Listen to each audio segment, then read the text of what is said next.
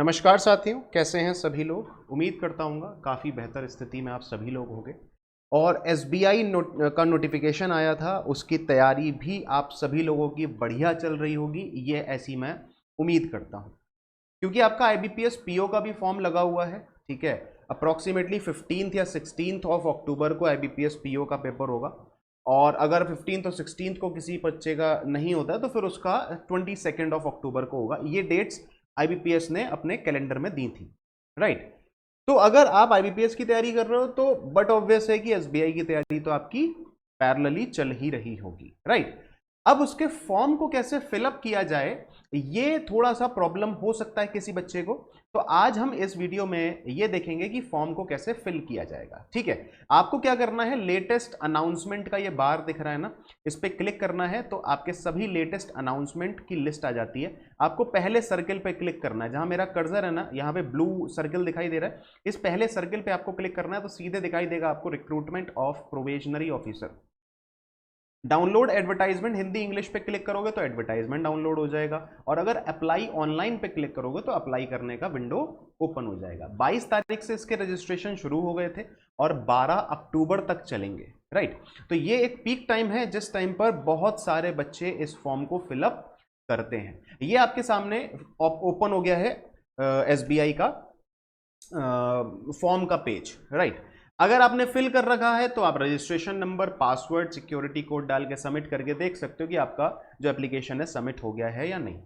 लेकिन अगर पहली बार आप सबमिट कर रहे हो, मतलब इस साल के नोटिफिकेशन के लिए आप अभी रजिस्ट्रेशन करना है, तो आपको click here for new registration पर क्लिक करना होगा, ठीक है। डेट्स भी आप यहां पे देख सकते हैं, 22 से 12 तक का वो विंडो है, सिर्फ 20 दिन का विंडो खुला है, ठीक है। आपने click here for new registration पर क्लिक किया, आपकी अब विंडो ओपन हो जाएगी जहां पे आपसे कुछ डिटेल्स मांगी जाएंगी। मैं अगर आपको एक बेसिक ओवरव्यू दूं तो जैसे आपने फिलअप किया था आईबीपीएस का फॉर्म, आईबीपीएस पीओ का फॉर्म जैसे फिलअप किया था, आईबीपीएस क्लर्क का जैसे फिलअप किया था, एसबीआई क्लर्क का जैसे फिलअप किया था, वैसे ही आपका ये वाला भी फॉर्म फिलअप होगा। कुछ भी एक्स्ट्रा उसमें अलग से नहीं है, राइट। बस यहाँ पे एक चीज होती है, वो मैं आगे चल के बता दूंगा, थोड़ा सा एक चेंज होता है, वो मैं आपको बता दूंगा आगे चल के। फर्स्ट नेम अगर हम देखें तो फर्स्ट नेम हमने अपने डाल देना है रवि, ठीक है। और अगर कंफर्म करना है तो फर्स्ट नेम रवि हमने कंफर्म कर दिया। मिडिल नेम अगर आपका है तो मिडिल नेम डाल दीजिएगा। लास्ट नेम अगर हम डालना चाहें, लास्ट नेम हमारा कुमार है तो रवि कुमार हमारा नाम हो गया, ठीक है। फुल नेम रवि कुमार यहाँ पे आ गया, ठीक है। अब मोबाइल नंबर डालना है तो मोबाइल नंबर डाल दीजिए, ठीक। मोबाइल नंबर की डिजिट्स एकदम सही सही से भरिएगा और क्रॉस वेरीफाई भी कर लीजिएगा। ऑल्टरनेट मोबाइल नंबर पूछा है हमसे तो ऑल्टरनेट मोबाइल नंबर डाल दीजिए, ठीक है। चलो भैया, हमने ऑल्टरनेट मोबाइल नंबर भी डाल दिया है। अब ईमेल एड्रेस पूछा है, ईमेल एड्रेस भाई बड़े ध्यान से समझ के फिल करिएगा, ठीक है। चलो भाई abcd@gmail.com हमने भर दिया। तो ईमेल एड्रेस और मोबाइल नंबर एकदम ध्यान से फिल करिएगा, सो दैट कि आपके पास जो भी अपडेट्स हैं वो आपको मिल सके, और ऐसे नंबर्स डालिएगा जो वर्किंग कंडीशन में हो। सिक्योरिटी कोड डाल दीजिए, स्मॉल में जेड है, ठीक है, एंड देन फिर स्मॉल में एफ है, स्मॉल में जे है, स्मॉल में एक्स एफ है, सी है। हमने क्या कर देना है, सेव एंड नेक्स्ट कर देना है। तो अब हमारे पास में क्या हो गया, हमारे पास में अब रजिस्ट्रेशन नंबर और पासवर्ड आ जाएगा हमारे नंबर पे, फोन नंबर पे, जो हमने फोन नंबर फिल किया था। ये देखो रजिस्ट्रेशन नंबर और पासवर्ड आ गया यहाँ पे, और यही रजिस्ट्रेशन नंबर और पासवर्ड आपके फोन पे भी चला जाता है और ईमेल एड्रेस पे भी चला जाता है। यहाँ पे देखो your registration number is this, यहाँ पे लिख के आ रहा है वेलकम रवि, और रजिस्ट्रेशन नंबर नीचे लिख के आ रहा है। तो ये हमारा रजिस्ट्रेशन अभी हुआ है, राइट। अभी पूरा का पूरा फॉर्म फिल नहीं हुआ, सिर्फ हमारा रजिस्ट्रेशन हुआ है। अब आपको क्या करना है, guidelines for scanning the photograph and signature. अगर गाइडलाइंस पढ़ना चाहो तो पढ़ सकते हो, बट अगर मैं मोटा माटी बताऊं तो वहां पे क्या होता है, थोड़ा सा जैसे कि अगर फोटोग्राफ देखना है तो फोटोग्राफ की एक फाइल साइज होता है। फाइल साइज क्या है, 20 KB से 50 KB। तो अब हमें फाइल साइज ओपन करना है, अपना फाइल जो भी फोटो है अपना ओपन करना है और उसको अपलोड कर देना है, ठीक है। अगर उसका साइज अप्रोक्सीमेट मतलब अप टू द मार्क नहीं है, जैसा मांगा गया है वैसा नहीं है, तो फिर आपको क्या करना है, एक मिनट रुको, हम पहले तो फोटोज पे चले जाते हैं। देखो यहाँ पे आ जाए, अगर आप मैं इसका अगर आपको फाइल साइज दिखाने की कोशिश करूं तो फाइल साइज आप देख लो, देखो 20.6 KB है ना। तो इसको हमने सेट करके रख रखा है 20.6 KB। राइट, ठीक है, आई कंफर्म कर दीजिए। चलो सिग्नेचर, सिग्नेचर का देख लो, आपको मैं प्रॉपर्टीज दिखा दूं। हमने कितना करा है, 11 KB करा है, मतलब ये 10 से 20 KB का होगा मेरे हिसाब से, है ना। फिर भी अगर देखना चाहें तो सिग्नेचर का देख लेते हैं, 10 से 20 KB देखो है। ठीक, आगे चल के हमें एक डिक्लेरेशन फॉर्म आता है, तो वो ये डिक्लेरेशन फॉर्म रहेगा। इस डिक्लेरेशन फॉर्म में और IBPS के डिक्लेरेशन फॉर्म में थोड़ा सा चेंज है, बस यहां पे क्या है, डेट ऑफ बर्थ ऐड कर दी गई है। IBPS में क्या होता है, डेट ऑफ बर्थ नहीं होती है, और SBI में क्या है, डेट ऑफ बर्थ ऐड करवा दी जाती है। बाकी सब सेम है, डॉक्यूमेंट्स फिलिंग का बाकी सब सेम है। ठीक है, हमने क्या करना है, ये कंफर्म करके नेक्स्ट कर देना है। आगे बढ़े, फोटो अपलोड कर दी, सिग्नेचर अपलोड कर दिए हैं। अब हमसे मांगा जाएगा हमारा कुछ बेसिक डिटेल्स की कैटेगरी कौन सी है भाई, हमारी है अनरिजर्व। आपकी अगर कुछ कैटेगरी है तो वो आप लिख सकते हैं। सब कैटेगरी नेम, हमारा तो जनरल है तो फिर यहाँ पे कुछ आएगा ही नहीं। ठीक है, EWS का कॉलम बंद हो गया, डिसेबिलिटी नहीं है। ठीक है, आगे बढ़ते हैं। और ये रहा हमारे पास में religion to which you belong, तो हम कहाँ से, हिंदू से बिलोंग करते हैं। ठीक है, whether you belong to religious minority community, no. Ex serviceman, no. ठीक है भाई, यहाँ पे कुछ है, ठीक है ठीक है ठीक है ठीक है, ओके, यहाँ लिखा है please mention the number of occasions on which you have applied for the examination for recruitment of probationary officer in SBI, chances will be counted from examination held on 18th of April 2010।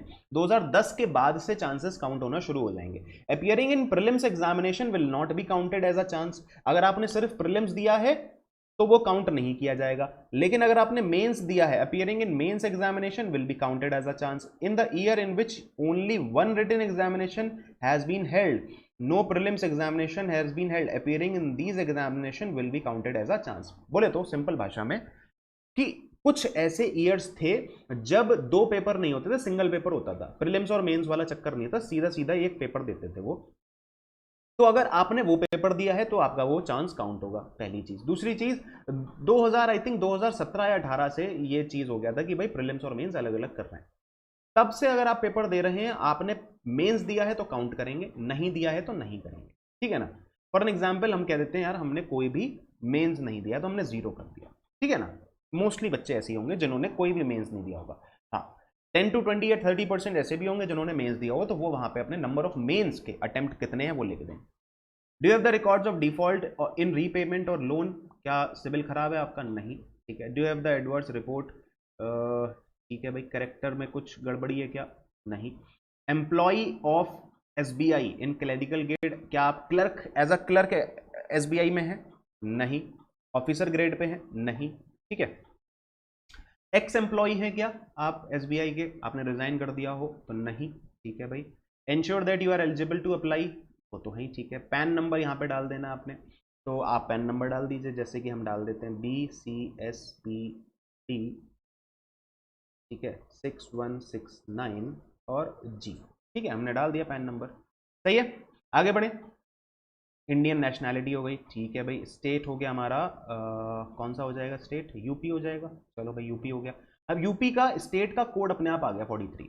Centre of examination आपको डाल देना। अब जितने भी centres यहाँ दे रखे हैं, ये सारे कौन से सेंटर्स हैं, ये सभी के सभी यूपी के सेंटर्स हैं। ठीक है ना, तो आपने यूपी का सेंटर डाल देना, जैसे कि फॉर एन एग्जाम्पल मैं डाल देता हूँ मुरादाबाद, मेरठ डाल दिया मैंने। ठीक है, और फिर मेंस का आपने फिर आपको सेलेक्ट करना है स्टेट।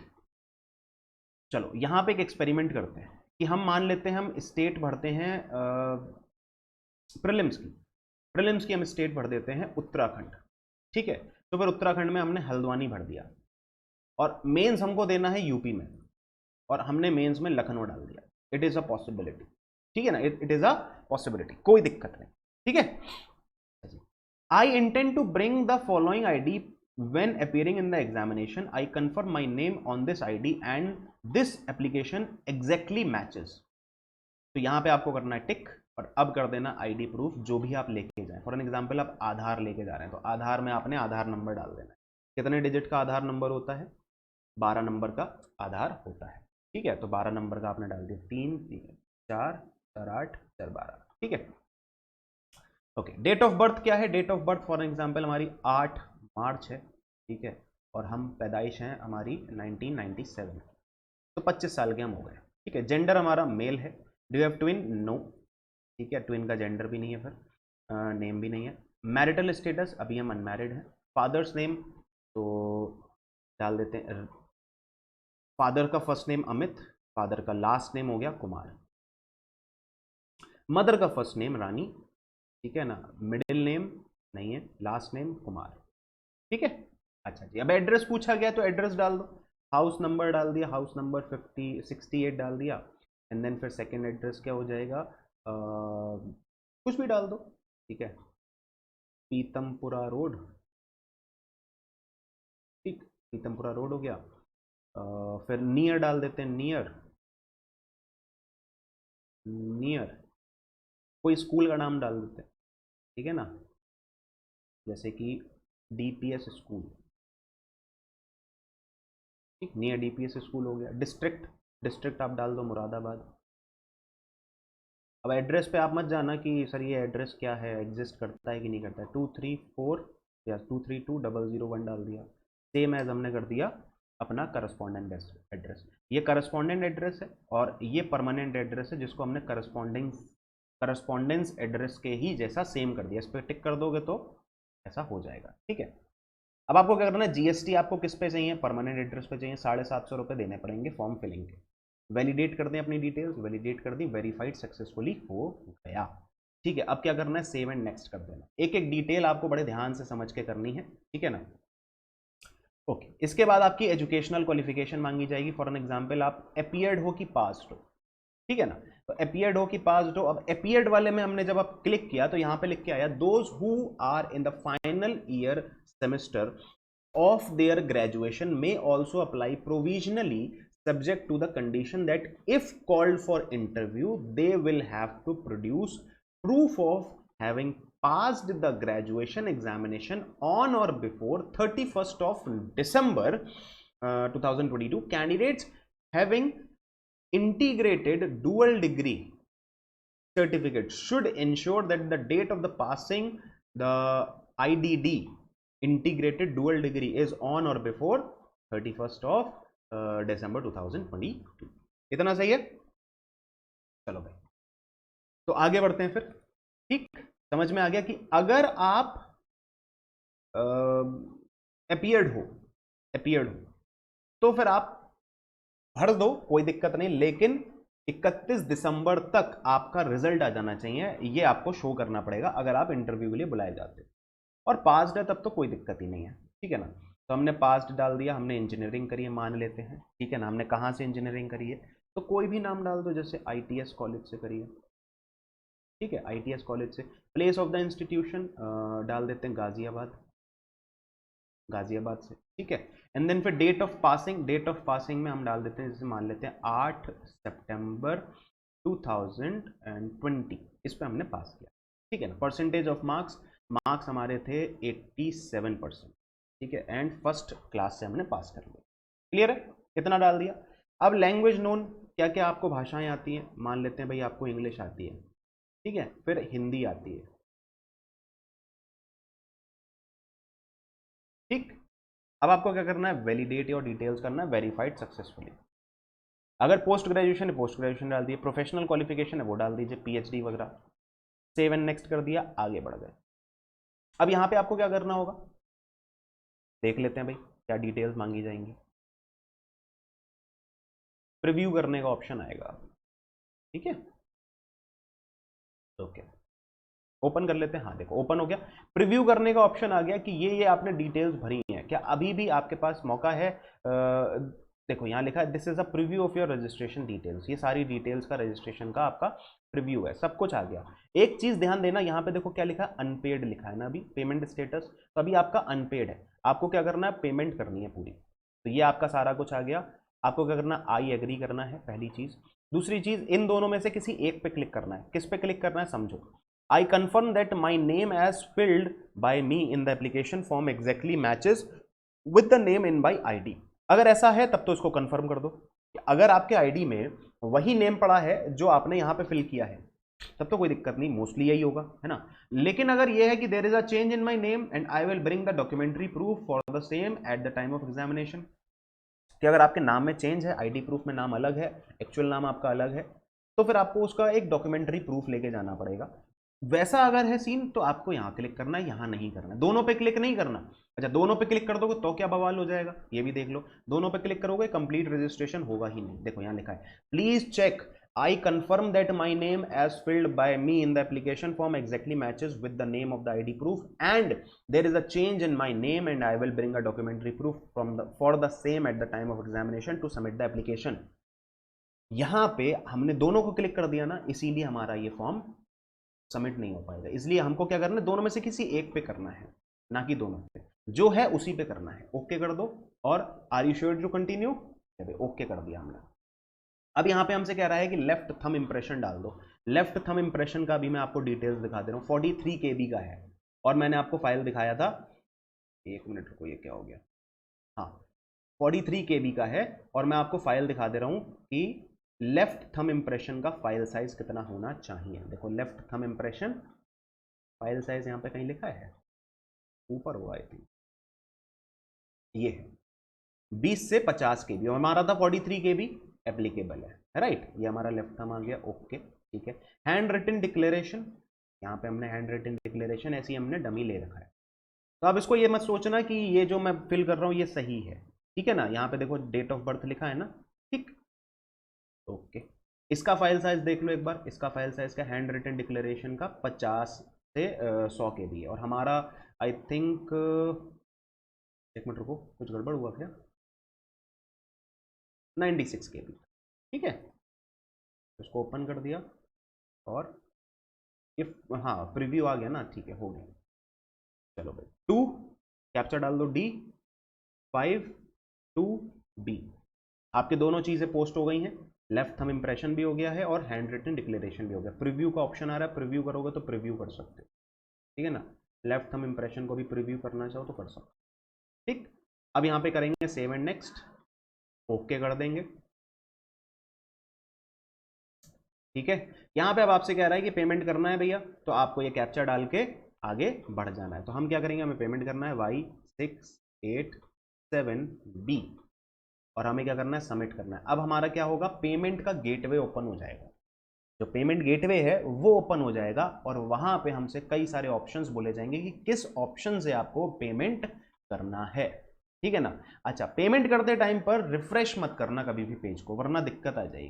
क्रेडिट कार्ड से करना है, डेबिट कार्ड से करना है, अदर डेबिट कार्ड से करना है, इंटरनेट बैंकिंग से, वॉलेट या कैश कार्ड से, क्यूआर कोड से या यूपीआई से। मोस्टली लोग क्यूआर कोड से आज की डेट में करना पसंद करेंगे। तो क्यूआर कोड पे आपने जब क्लिक किया तो प्रोसीड विद पेमेंट आया और आपका ये भीम यूपीआई बिलडेस्क खुल गया, है ना। बिलडेस्क एक कंपनी है पेमेंट गेटवे की, यूपीआई का आपने ये बिलडेस्क खुल गया और यहाँ पे जब आप क्लिक हेयर टू स्कैन करोगे तो आपका ये ऑप्शन ओपन हो जाएगा क्यूआर कोड का। और आप जिस भी मोड से करना चाहते हो, चाहे पेटीएम हो, फोन पे हो या फिर गूगल पे हो या भीम यूपीआई हो, है ना, किसी भी मोड से आप करना चाहते हो, भारत पे से करना चाहो, किसी से भी करना चाहो तो आप कर सकते। स्कैन करना अपना क्यूआर कोड और आपका पेमेंट डन हो जाए। इतना क्लियर है। तो इस तरीके से पूरा का पूरा जो मैंने कंप्लीट फॉर्मेट था वो मैंने आपको बता दिया कि किस तरह से आपको अपना जो है फॉर्म फिल करना है। और ये कुछ गाइडलाइंस हैं, वाइल फिलिंग द फॉर्म आपको इन चीज़ों का ध्यान रखना हो सकता है, ठीक है ना। क्लियर है, मतलब ये फाइल साइज एंड ऑल, इन सब चीज़ों का ध्यान रखना होगा। तो ये आपके कुछ गाइडलाइंस हैं, डॉक्यूमेंट्स जो आपको फिल करने उनकी। क्लियर। अगर आपने फॉर्म फिल कर दिया, पेमेंट कर दिया, अब स्टेटस जानना है, क्या है हमारा स्टेटस, फॉर्म फिल हुआ कि नहीं हुआ, एप्लीकेशन डाउनलोड करनी है हमको। तो हम क्या करेंगे, हम फिर से इस पेज पर आएंगे और अपना रजिस्ट्रेशन नंबर, पासवर्ड डालेंगे, सिक्योरिटी कोड डालेंगे, सबमिट करेंगे और हमारे पास में हमारा एप्लीकेशन ओपन हो जाएगा जो हमने सबमिट कर दिया है। वहां पे क्या होगा, हमारा जो स्टेटस है वो पेड दिखा रहा होगा। याद करो मैंने आपको दिखाया था पेमेंट स्टेटस अनपेड आ रहा था ना, वहां पे आपका स्टेटस पेड दिखा रहा होगा, ठीक है। आपको उसको डाउनलोड करके अपने पास लैपटॉप में कहीं पे भी जहां पे आप सारी फाइल्स रखते हो वहां पे रख लेना है। समझ में आ गया ना इतना चीज, क्लियर है, कोई दिक्कत समस्या परेशानी तो नहीं है। अब चलो, उम्मीद करता हूँ यार कि ये फॉर्म फिलिंग का जो मैंने पूरा का पूरा प्रोसीजर दिखाया है ये आपको समझ में आया होगा। ध्यान रखिएगा 22 तारीख से तो फॉर्म फिलिंग स्टार्ट हो चुकी थी, बट अभी हमारे पास डेट्स काफ़ी कम बची हैं। एक तरीके से देखा जाए तो सिर्फ 15 दिन बचे हैं, राइट। 12 वो और 3-4 दिन ये बचे हैं, 27, 28, 29, 30, है ना। तो फटाफट से आप फिल कर दीजिए form. This is the peak of the time जब आप मैक्सिमम बच्चे फॉर्म फिल कर रहे होते हैं, तो फॉर्म फिल कर दीजिए एसबीआई का। और भी अगर कोई फॉर्म फिलिंग का वीडियो आप चाहते हैं तो कमेंट सेक्शन में लिख दीजिएगा, मैं बता दूंगा। एसबीआई से रिलेटेड अगर आपको कुछ भी मदद चाहिए तो आपको अनअकैडमी के ऑफिशियल वेबसाइट पे जाके एसबीआई से रिलेटेड कोई भी कोर्स परचेज करना है तो कर सकते हैं। बाकी अगर डिस्काउंट रिलेटेड कोई क्वेरी चाहिए तो आप कमेंट सेक्शन में कमेंट कर दीजिएगा, वहां पे आपको मिल जाएगा। डिस्काउंट के लिए आप एक कोड यूज कर सकते हो, मैं वर्बली बोल दे रहा हूं, JA10, JA10, ये एक कोड है JA10। This is a prime code for like discount on the Unacademy subscription. किसी भी सब्सक्रिप्शन को आप परचेज करते हैं आप इस कोड का इस्तेमाल कर सकते हैं, सही है। देखो यार, एसबीआई की जो जॉब है बहुत ही ज़बरदस्त जॉब है, बहुत ही बढ़िया जॉब है। पेपर बढ़िया आता है, पेपर का लेवल अच्छा आता है, मैं ये नहीं कहूँगा आसान आता है, इजीली सॉल्व हो जाएगा, इजीली आप निकाल सकते हो। मेहनत करनी पड़ेगी, और एसबीआई अगर जॉब अच्छी देता है, फैसिलिटीज़ अच्छी देता है, तो आपसे उतनी अच्छी मेहनत भी करवाता है, ठीक है ना। सो एसबीआई के लिए एकदम जी जान से लग जाइए। मेरा कहना यही है कि फोकस आपका इस टाइम पे एसबीआई होना चाहिए।